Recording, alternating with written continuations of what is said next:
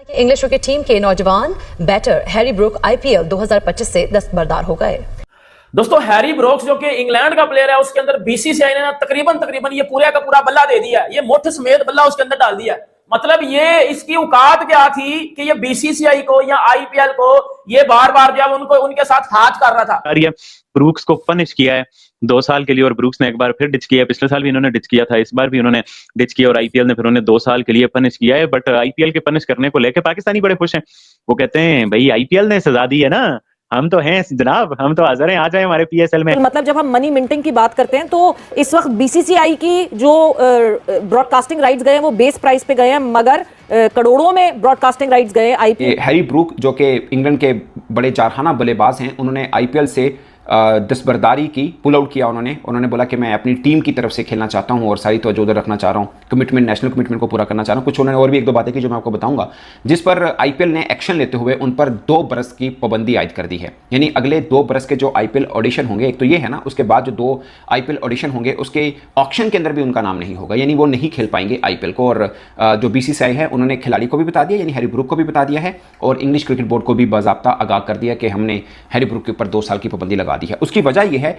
अब सवाल यह है कि क्या आइंदा 2 साल के बैन के बाद हैरी ब्रूक को कोई टीम पिक करेगी? क्या ये पाकिस्तान सुपर लीग के पास एक बड़ा चांस है, क्योंकि पाकिस्तान सुपर लीग छोटा टूर्नामेंट है, उसमें भी कम दिनों के लिए ज्यादा पैसे देके हैरी ब्रूक को बुलाया जा सकता है इस अपॉर्चुनिटी का फायदा उठा के, या फिर पाकिस्तान को भी ऐसे ही बैन करना चाहिए उन प्लेयर्स को जिन्होंने विथड्रॉ किया, जैसे अभी कॉर्बन बॉश हैं। मतलब उन्होंने ना बताया उसका मुंह उस तरफ करवा के ना उस तरफ मुंह करवा के पहले ये मोटे डाली है इसके अंदर, फिर ये बल्ला पीछे से भी डाल दिया कि भाई अब ये ले और गायब हो जाए इधर से, और अब वो पजामा शलवार लीग जो ना उसको खेलना, आईपीएल से तुझे ना कुंडी लगा के ना तेरा पकड़ के घंटा बजा दिया हमने। क्योंकि ये हैरी ब्रोक्स ना हर दफा आता था, ऑक्शन में बिक जाता था, और बिल्कुल आईपीएल शुरू होने से ना तकरीबन कोई 5-6 दिन पहले कोई रंडी रोना लगा देता था कि पता नहीं आज कुछ हो गया है, आज कुछ हो गया। इस बार इसने ये ड्रामेबाजी किया कि जी मैं अपनी कंट्री इंग्लैंड की तरफ से जी अच्छी क्रिकेट खेलना चाहता हूं। उसने इतना बड़ा जो नुकसान बर्दाश्त किया है वो इसलिए किया क्योंकि उसको बता दिया गया है ऑब्वियसली बैकएंड पे कि you are going to be the next captain of England.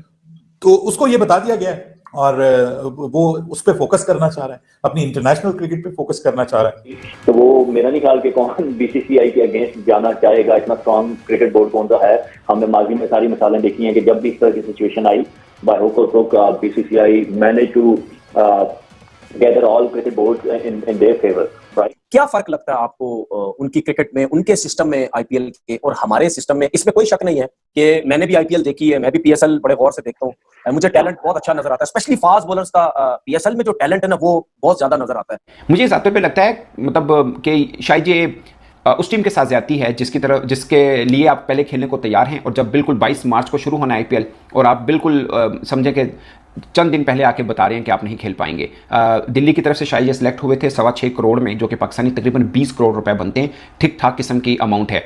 और इससे पहले भी 2024 के अंदर भी इन्होंने पुल आउट किया था, तब शायद एक जेन्युइन रीजन थी कि उनकी ग्रैंडमदर की डेथ हुई थी, इस वास्ते वो नहीं खेल पाए थे। अब खबर ये है कि जो आपके हैरी ब्रूक हैं, ये 2 लगातार साल उस सीजन में साइन करके, डील डन करके दिल्ली कैपिटल्स के लिए 2024 में पुल आउट करके, उस वक्त वजह जो थी कि मेरी ग्रैंडमदर की जो है वो डेथ हो गई थी उनके, और वो सिर्फ पुल आउट कर गए थे। और दूसरी मसाल अभी क्या है कि उन्होंने पुल आउट कर दिया, लेकिन वो कह रहे हैं मैं इंग्लैंड के लिए फोकस करना चाहता हूं। तो अब सवाल ये है, आप कह रहे हो कि मैं इंग्लैंड के लिए फोकस करना चाहता हूं अपने करियर में, तो ये जब आप पिक हो रहे थे उस वक्त क्यों नहीं आपने सोचा? उस वक्त क्या आपके पैर पिसरी लग गई थी, या कोई आपके मतलब कोई उस वक्त आप कोई हाय थे, नशे में थे, क्या था? मतलब ये वाकई ज्यादती की बात है। टीम प्लानिंग करती है, स्ट्रैटेजी बनाती है, अपना माइंडसेट बनाती है, अपने पॉकेट पर्स वगैरह को एडजस्ट करती है, आईपीएल में ऑप्शन होता है, और उसके बाद आप लास्ट मोमेंट में पुल आउट कर जाओ, प्लेयर कोई और आ जाएगा। लेकिन ये मेरा ख्याल है कि आप अपने आप को फिर लेके ना ड्राफ्ट में जाओ, ये डिसीजन आपको पहले करना।